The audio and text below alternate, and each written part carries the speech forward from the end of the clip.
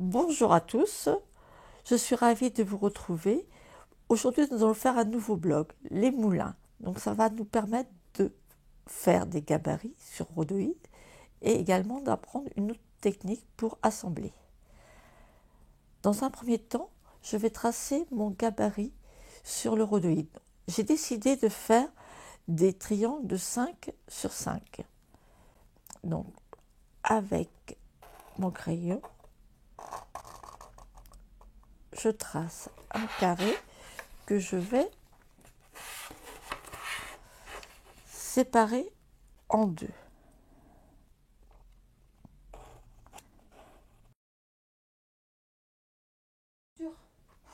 C'est un gabarit sans couture. Nous ajouterons les coutures quand on tracera sur le tissu. Voilà, gabarit dessiné, je n'ai plus qu'à le découper. Maintenant, nous avons nos deux gabarits et maintenant, nous pouvons les tracer sur nos tissus. Donc, nous avons tracé nos gabarits et découpé. Maintenant, il faut les appliquer sur le tissu. Donc, on prend toujours la marge de couture de 0,5. Là, j'ai choisi une petite règle de 15 cm qui est plus facile à manipuler.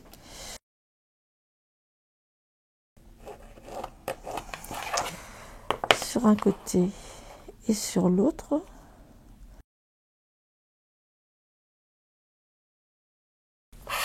Maintenant, je pose mon gabarit bien sur les traits de la marge de couture. Je mets ma marge de couture.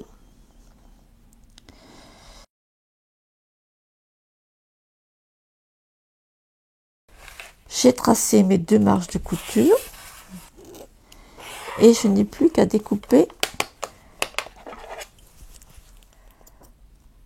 Je coupe 4 triangles rouges et je coupe 4 triangles beiges. Et après, je peux les assembler deux par deux. Donc, l'assemblage ne pose pas de problème. C'est des coutures simples. Donc, voici les deux premiers triangles assemblés. J'appuie un peu pour aplatir les coutures, mais je ne sais pas encore dans quel sens il faudra les coucher. On verra ça un peu plus tard, au moment de l'assemblage. On pourrait le deviner, mais c'est un peu complexe pour moi. Donc je préfère faire dans un sens, puis après, s'il faut, le modifier. Je fais cela pour les trois autres triangles. Maintenant que j'ai assemblé les 4 triangles en carré, je les positionne afin que cela fasse comme les ailes d'un moulin à vent. Donc j'assemble les deux carrés ensemble. Voici mes deux bandes de deux carrés assemblés. Maintenant, le plus délicat, ce sera d'assembler ces deux bandes ensemble. Donc d'abord, il faut coucher les coutures d'un seul côté. Donc pour ceux du haut, j'ai choisi ce sens-là. Donc toujours avec ma petite roulette. Et celle du bas, sens contraire.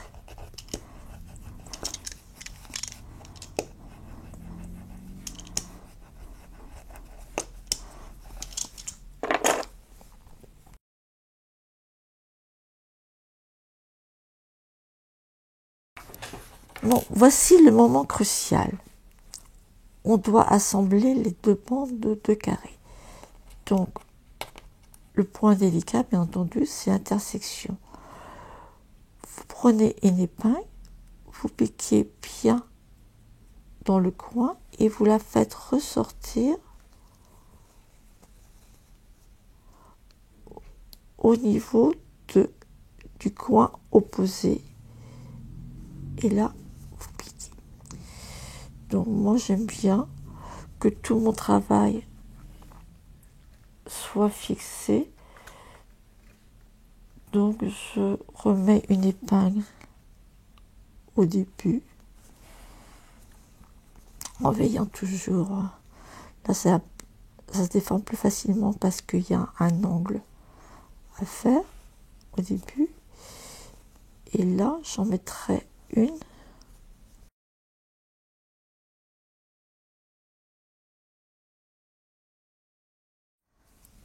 J'assemble le début de mon triangle comme d'habitude avec mon petit point arrière et mes petits points avant, en veillant que je suis bien sur la ligne de couture toujours.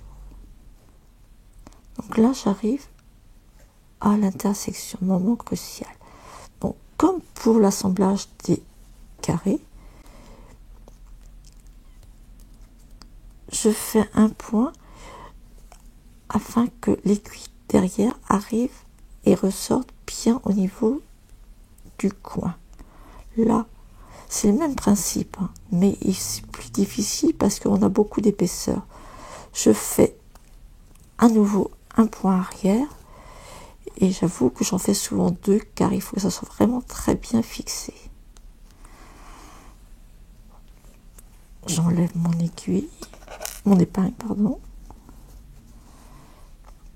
Je traverse avec mon aiguille, je sors au niveau de la pointe,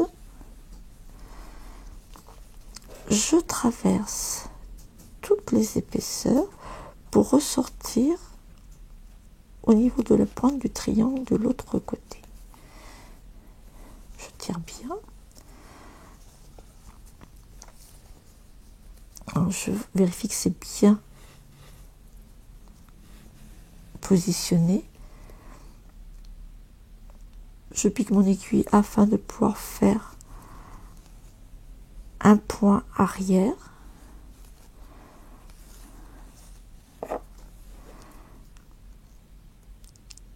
Le point arrière, bien sûr, on le pique bien dans l'angle.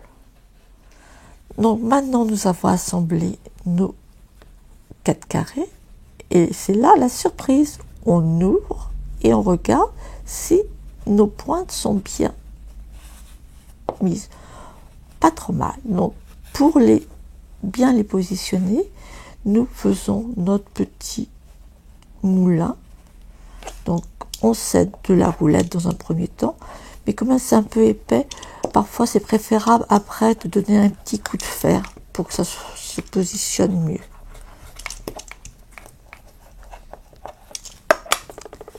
Et voilà, ce bloc moulin avant est terminé. Donc c'est un bloc que l'on retrouve très souvent dans les pages traditionnelles. Quand vous avez acquis cette technique de point, vous pouvez faire plein de choses. J'espère que cette vidéo vous a plu. Si vous avez des questions, n'hésitez pas à les poster sur les commentaires et nous efforcerons de répondre le plus rapidement possible. À bientôt pour de nouvelles aventures.